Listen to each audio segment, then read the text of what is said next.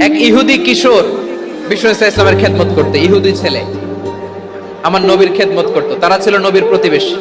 তো অনেকদিন হয় ইহুদি ছেলেটা আসে না। বিষ্ণুনবী খোঁজ দিলেন, ঘটনা কি? একটা ইহুদি ছেলে না আমার খেদমতে আসতো, ছেলেটা কই?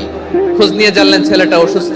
বিষ্ণু ইসলাম ওই ইহুদির বাড়িতে চলে গেলেন ওই ছেলেটাকে দেখা করার জন্য, ভিজিট করার জন্য। সুবহানাল্লাহ পড়বেন না? গেলেন, যে দেখে ইহুদি ছেলেটা মুমূর্ষ, জান জান যায় যায় ভাব, বিছানায় পড়ে আছে, তার বাবা দাঁড়ানো। বিশ্বনবী তার মাথার পাশে বসলেন, মাথায় হাত বুলিয়ে দিলেন, আর ছেলেটাকে বললেন, আসলিম, হে ইহুদি ছেলে, আসলিম, ইসলাম ধর্ম গ্রহণ করো। তো ছোট্ট ছেলে ভাবে আমরা ইহুদি, এখন ইসলাম ধর্ম গ্রহণ করলে আব্বা যদি বকা দেয়। ফানাযারা ইলা ওয়াজহি আবি, ছেলেটা তার বাবার চেহারার দিকে তাকালো, দেখে আব্বা কি কয়। আব্বা যদি বলে তাইলে ইসলাম ধর্ম গ্রহণ করো। ইহুদি ছেলেটা তার বাবার দিকে যখন তাকালো, ওর বাবা বলে, আতি আবুল কাসিম, আবুল কাসিম যা বলে তাই করো। আবুল কাসিম হচ্ছে বিষ্ণু ইসলামের একটা কুনিয়াত, উপনাম। আমার রাসূলের বড় ছেলের নাম ছিল কাসেম। যেমন দেখবেন আমাদের এলাকায় কারো ছেলের বড় ছেলের নাম যদি হয় আব্দুল্লাহ, এরা আব্দুল্লাহর বাপ বলে ডাকে।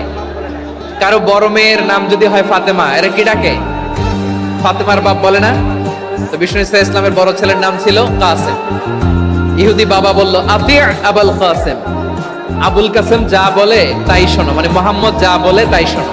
এই কথা শুনে ছেলে সাহস পাইছে, ছেলে আবার পড়তে আরম্ভ করলো, আশহাদু আল্লাহ ইলাহা ইল্লাল্লাহ ওয়া আশহাদু আন্না মুহাম্মাদার রাসূলুল্লাহ, পড়েন আল্লাহু আকবার। বিশ্বনবীর আহ্বান শুনে ওই আহ্বানে সাড়া দিয়ে ইহুদি ছেলে শাহাদা পড়ে মুসলমান হয়ে গেল। তার হৃদয়টারে ঈমানের নূর দিয়ে আলোকিত করে দিল কে? প্রিয় ভাইরা, এবার রাসূল সাল্লাল্লাহু আলাইহি ওয়াসাল্লাম বের হয়ে আসলেন ঘর থেকে, আর বললেন, আলহামদুলিল্লাহিল্লাযী আনকাযাহু মিনান নার, প্রশংসা সে আল্লাহর যে আল্লাহ জাহান্নামে চলে যাচ্ছিল প্রায় এমন একটা লোককে মুহূর্তের মধ্যে কালেমায়ে শাহাদাতের বদৌলতে জান্নাতি বানায় দিলেন। আওয়াজ করে পড়েন সুবহানাল্লাহ।